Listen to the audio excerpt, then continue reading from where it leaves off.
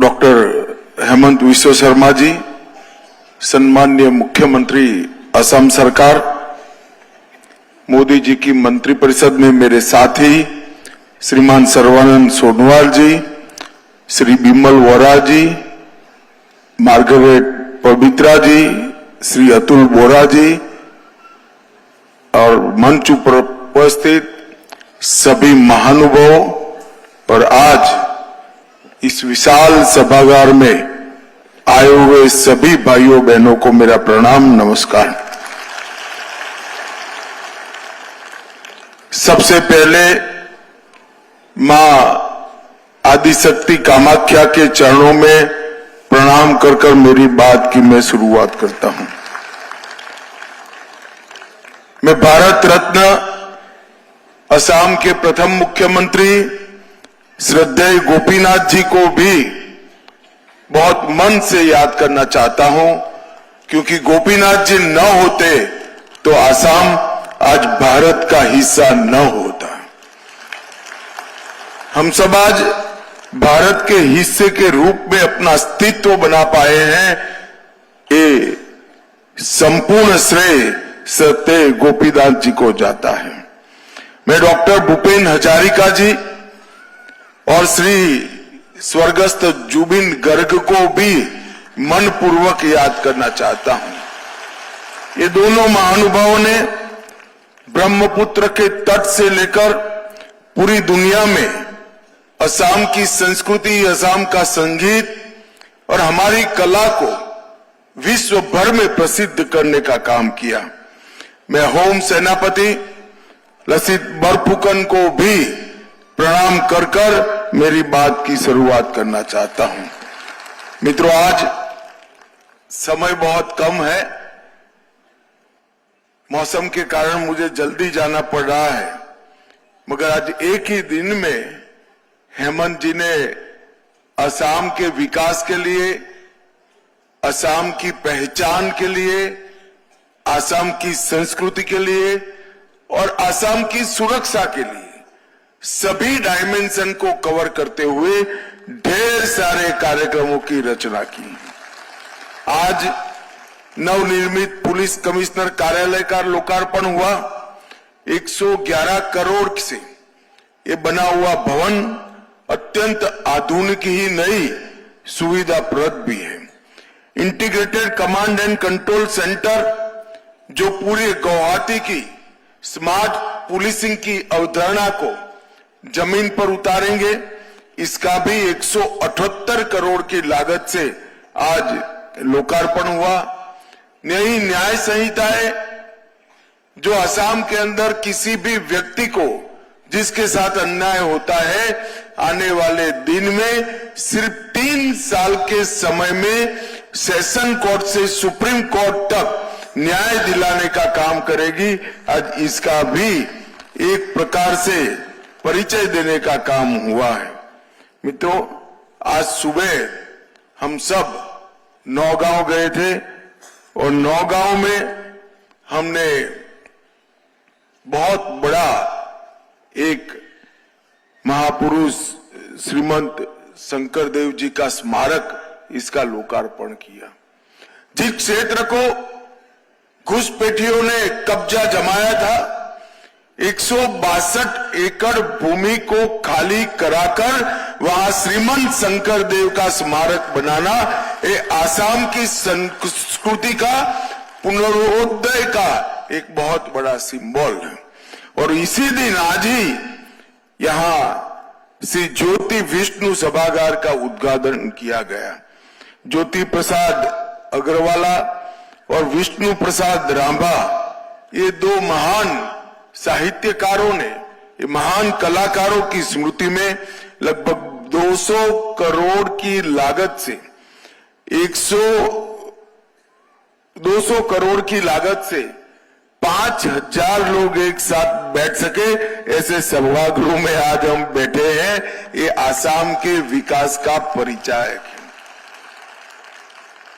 मित्रों, ज्योति प्रसाद अग्रवाला जी और कलागुरु विष्णु प्रसाद रांभा जी, इसके बारे में जितना बताया जाए इतना कम है।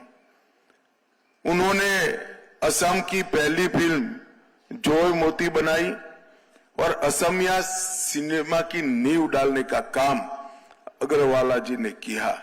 संगीत, नाटक, साहित्य और इस सबको देशभक्ति के साथ जोड़कर असम की प्रजा में आजादी की ललक जगाने का काम भी उन्होंने किया और असम की जनता में आत्मसम्मान और देशभक्ति दोनों ने दोनों को जागरूक किया, जिसको आगे बढ़कर गोपीनाथ जी ने एक मजबूत आंदोलन कर असम को भारत का हिस्सा बनाने के लिए जवाहरलाल नेहरू को मजबूर कर दिया। मित्रों, कला गुरु विष्णु प्रसाद राभाजी, उन्होंने कला के माध्यम से आजादी की क्रांति को बल दिया। आम लोग, मजदूर, किसान और अंतिम पंक्ति में खड़ा हुआ आदिवासी, इस सबको अपने सहज, सरल और साहित्यिक शब्दों से उन्होंने आजादी के आंदोलन के साथ जोड़ा। विदेशी कुशासन, उससे उत्पन्न हुई गरीबी और असमानता और सामाजिक अन्याय के खिलाफ उन्होंने जागरूकता दी। आज मैं सिर्फ ज्योति प्रसाद अग्रवाला जी की एक कविता का भावार्थ बताना चाहता हूं। मैं शक्ति का पुत्र हूं, भक्ति को हृदय में धारण किए हुए हूं, मुक्ति की आकांक्षा में आगे बढ़ता हूं। मैं अर्जुन हूं, मैं गांडीवधारी हूं, मैं ही धनंजय हूं जिन्हें मृत्यु पर विजय पाई है। मैं आसाम का हूं, मैं भारत का हूं और मैं युवाओं की अग्रिम चेतना का कारण हूं। ये जो स्पिरिट था, वो स्पिरिट को ये हमारा सभागृह हमेशा हमेशा के लिए जीवित रखेगा। मित्रों, आसाम एक बहुत लंबे दुस्वप्न जैसे कालखंड से बाहर आया है। 10 साल पहले के आसाम की कल्पना करिए। बंद, ब्लॉकेड, बम धमाके, गोलीबारी, न जाने कितने हथियारी संगठन इस आसाम में चलते थे, कितने आंदोलन चलते थे। जब से भारतीय जनता पार्टी की सरकार आई, पहले सर्बानंद सोनोवाल जी की, फिर हेमंत विश्व शर्मा जी की, और ये 11 साल मोदी जी का शासन, आज असम विकास के रास्ते पर अग्रसर कर देश के साथ कदम मिठाने के लिए। वैष्णव मठों की भूमि हो, काजीरंगा का जंगल हो या आसाम के गांवों की सीम हो, सभी जगह घुसपैठियों ने कब्जा जमाया था। ये 10 साल के अंदर और विशेषकर हेमंत विश्व शर्मा के नेतृत्व में 5 साल में 1,29,000 बीघा जमीन को खाली कराने का काम। और आसाम की संस्कृति की जो बात करते हैं, साहित्य की बात करते हैं, संगीत और कला की बात करते हैं, उन्होंने ही घुसपैठिए को यहां पर स्थापित करने के लिए 1983 में कानून लाने का काम किया। मैं आज कांग्रेस पार्टी को इस सभागार से याद कराना चाहता हूं, क्या घुसपैठियों की इतनी घुसपैठ के बाद आसाम की भाषा, संस्कृति, कला, संगीत जिंदा रह सकता है क्या?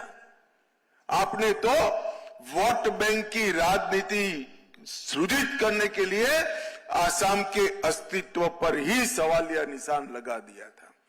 मित्रों, आज काफी कुछ हुआ है, मगर इससे संतोष नहीं है।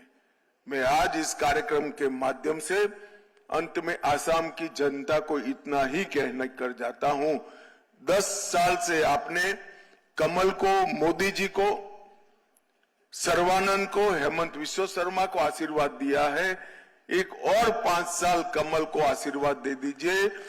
हम पूरा सुनिए तो, एक और 5 साल आशीर्वाद दे दीजिए। आसाम से एक घुसपैठिए को चुन चुन कर खदेड़ दिया जाएगा और वही तो रक्षा करेगा आसाम की संस्कृति की, भाषा की, संगीत की, हमारे व्यंजनों की, हमारी मिली जुली संस्कृति की। और आसाम के अंदर जितने भी हथियारी ग्रुप थे, चाहे कार्बी हो, चाहे बोडो हो, हर प्रकार के हथियारी ग्रुप से हमने समझौता कर शांति को प्रस्तापित किया है। 10,000 से ज्यादा युवा हथियार छोड़कर आज मेन स्ट्रीम में वापिस आए हैं और आसाम विकास के रास्ते पर है। यहां लाखों करोड़ रुपया का इंडस्ट्री लग रहा है, इंफ्रास्ट्रक्चर बन रहा है। काजीरंगा देश का सबसे महत्वपूर्ण पर्यटन स्थल बन गया है। लसित बरफुकन का आसमान को छूने वाला स्टैच्यू लगाकर लसित बरफुकन की याद हमारे युवाओं को हृदय में प्रस्तापित करने का काम किया गया है। और इतने साल के बाद आसाम आंदोलन के शहीदों का भी उचित स्मारक बनाकर आसाम आंदोलन के शहीदों को एक प्रकार से न्याय देने का काम किया है। आज यहां पर कुछ बच्चे भी बैठे हैं जिन्होंने हृदय का उपचार हुआ। जन्म से डिफेक्ट लेकर पैदा हुए बच्चे के जीवन में अंधकार था। मैं सच अर्थ में हेमंत जी की ये पहल का बहुत बहुत स्वागत और साधुवाद करना चाहता हूं। आज ये बच्चे जो यहां बैठे हैं अपना पूर्ण जीवन स्वस्थता से आगे बढ़ेंगे। ये भी इंजीनियर बनेंगे, डीएम बनेंगे, आईपीएस बनेंगे और देश को, आसाम को आगे बढ़ाएंगे। उनका जीवन जीने का अधिकार असम सरकार ने उनको वापस दिया है। न केवल वो, उनके अभिभावक के साथ यहां से बेंगलुरु भेजकर अच्छे से अच्छे अस्पताल में इनका इलाज कराकर आज भी उनका मॉनिटरिंग हो रहा है। इस सच अर्थ में हृदय को बहुत शांति देने वाली बात है। मित्रों, मैं आज अंत में इस कार्यक्रम में इन सभी बच्चों को बहुत बहुत शुभकामनाएं भी देना चाहता हूं और इनकी मंगल कामना भी करता हूं कि आपके जीवन में आप हर क्षेत्र में आगे बढ़िए, असम और देश का नाम आगे बढ़ाइए। मित्रों, फिर से एक बार असम विकास के रास्ते पर प्रशस्त हो गया है। मार्च अप्रैल में चुनाव आएंगे। ऐसी सरकार चुनना जो घुसपैठियों को घुसने न दे और असम को विकसित राज्य बनाने के लिए सफल हो। फिर से एक बार ये सारी पहल जो आज हुई है, इसलिए असम सरकार और मुख्यमंत्री हेमंत विश्व शर्मा को हृदय पूर्वक मैं बहुत बहुत बधाई देता हूं। फिर जब आऊंगा लंबी बात भी करूंगा और मन से आपको मिलूंगा। आज समय का बहुत तकलीफ है, इसलिए आप सबसे संक्षिप्त में बात कर जा रहा हूं। वंदे मातरम, भारत माता की जय। महोदय, आपके ज्ञान